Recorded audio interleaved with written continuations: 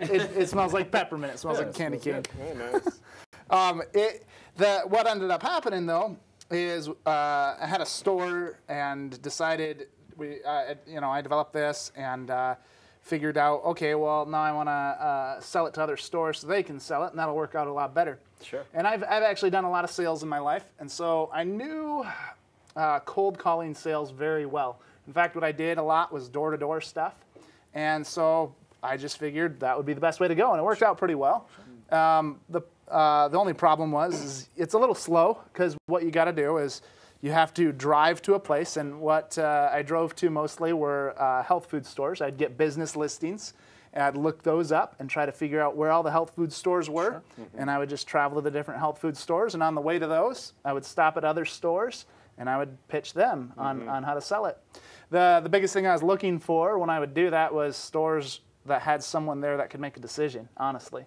I mean, there's some stores that don't really fit, but most of the stores would be either health food stores. Those were the #1 places that we would get it to, and they really liked it. #2 was going to probably, well, the second two are probably about the same, outdoors type stores and hardware stores. Okay. We did really well with both of those.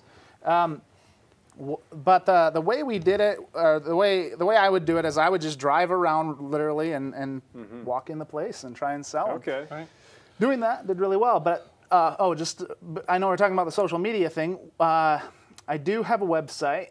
Okay. Not a very good one, honestly. It's not very user friendly, and most of the time it just directs you to call. And that way I can talk to you, because that's what I do. And so, so Adam, since there's one of you cruising around the country selling these bars, has it crossed your mind that, wow, I wish I could leverage the internet and just have this message go out all over the place for me? Yeah, I thought that would be nice. I made sort of an attempt at it. I went to a customer who had a Facebook page and said, "Oh, are you on Facebook?" I said, "No, I don't have a Facebook page for this. I am, but not my my product here." Sure. And she said, "Oh, you need to make a Facebook page and we'll friend you." And so I did that. I made one, and I friended this customer, and it was their store. And then I didn't know what to do with it.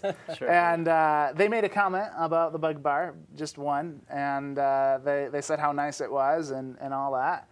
And so that was good, I suppose, but I didn't really have hardly any friends. I tried to invite some of the other stores, but a lot of them didn't have Facebook pages either. So I didn't really know what to do with it. Sure. And I wish I could get it out so it was known about, because even now, even though I've done only cold calling, some people have seen it and said, "I want that for my store," and they would call us. Very few, but it's happened, and those are nice, because they're really easy sales. Right. And I would like that a lot more. Sure. Definitely. Okay. That would be a real. Yeah, definitely. I think that face-to-face is the best way to sell.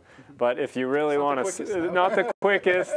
There's only one of you. Right. So I'd like to actually put maybe David on the spot here for a minute and say, with Adam's case here, with what he's told you, what would you recommend as a first step to get started in social media marketing for the Bug Bar? Well, the very first thing I would do is look at your overall marketing plan, your overall marketing objectives, and see how social media can be part of that, not necessarily a separate engagement. And when I say that, the example was perfect, where your friend said, "You need to be on Facebook." Oh, okay. Right. Why comes later. Yeah. We need to understand what we're going to do. If you're doing door-to-door sales, cold calling, how can you leverage that through social media? Is it creating content? Is it creating videos where you're talking about it, showing people? Honestly, it's not brain surgery. And in essence, what you need to do is show me your product. Take the time to maybe make a video, demonstrate, lock yourself in a room. Absolutely. I don't know, can you rent mosquitoes? Rent mosquitoes for a day? Lock yourself in a room, rub it, and have fun with it. Yeah. Try and make it funny. Laugh at yourself as a part of the product. One of the things that has worked well for us that I think could potentially work well for you as you start saying, okay, how am I going to do this, is developing a calendar. So you get a year calendar, you pick them up at any store anywhere along the way, and you say, okay, what are the 40 things or 5 things, depending depending on what you want to start out with, that we really want to say about this product. And then you write those down and you put them in strategic locations. And you don't have to post every day. You could post twice a week, let's say. And you just put those in sporadically throughout. And then you start filling it in with other things that you want to do, right? Okay, so what happens if we could get a video out this day? And what happens if we could ask people a question this day? And then all of a sudden you develop this calendar and you realize, hey, I have the content for quite a while to come. And then you're not trying every day saying, oh, what am I going to do today, right? So but as a product of that, you're going to have to sit down and do the hard thinking, right, and really brainstorm on what you want to do. And it seems to me that you have two audiences here. One is the end customer, who could come back to your website and maybe you get a safe, secure, and you could actually sell directly through, right? And then the other is the B2B. And so you have two audiences that you're trying to address. And the end consumer could easily be approached, I think, by having the humorous content, explaining how it works for them. Your kids, you don't put pesticides on your lawn. Why would you put them on your arms, right? I think you can start building off that theme. The B2B is a little bit more different, and it could be, I guess it could be difficult too, and or jump in at any time, but you would want to like their pages and then see what content or what things you could add for them. And if you start becoming active on their pages when they post, respond to things that they say, like their things that they're saying, well, then all of a sudden you start appearing on their newsfeed, right? More and more. And then you've got your logo on the page when you're responding, things like that. Right, absolutely. Is there any idea how much posting is too much? Stay away from it. Yeah, what's a good quantity there? I mean, that's a good question. Yeah, it really depends on, again, your audience. It's all about value. I'm a big champion of quality versus quantity. Me too. Yep. You know, some of our clients, we will suggest they post a lot of content, but it should be all very, very good content. And here's something to take into consideration is not that it's new, but it's always been, but it's the big buzz, bug, about... Nice pun. Yeah, exactly. The big buzz right now is how the social web is now becoming visual. It's always been visual. Yeah. So take advantage of the new Facebook timeline. How could this be visual? You know, I'm assuming you're camping.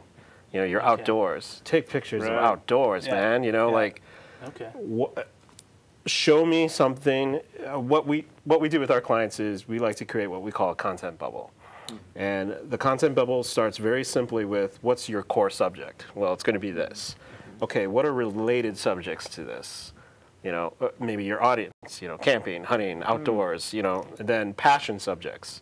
How, as soon as you say mosquito, everyone's like, oh, I hate mosquitoes, you know. Make fun of how insect bites suck, you know, maybe even informational. Literally. Yeah, exactly. Did you know that these are the 10 bugs that bite the most? You know, things like that. What you're doing, and then after the passion subjects, there's one more called curated.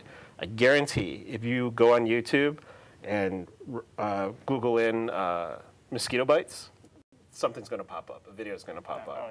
And there's content already out there. So what you're doing is you're creating a great foundation to provide information that positions you as a valuable resource and not just a source of this. People go back to resources. Right. So think about that. And kind of going to the B2B and B2C, we've discovered that, you know, quite honestly, the tactics really aren't that different. It's all about communication and content.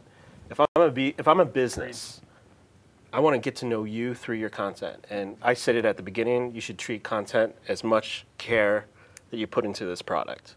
Because if I like your content, think about the sales process. I am now 20 steps closer to buying this versus if you just cold called me and had to introduce what this is to me.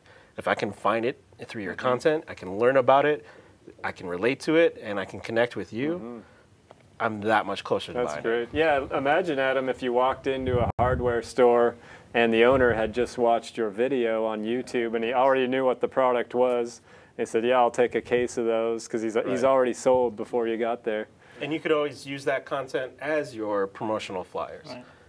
Go to my website. I have a landing page where you can see a video, a Twitter stream, my blog.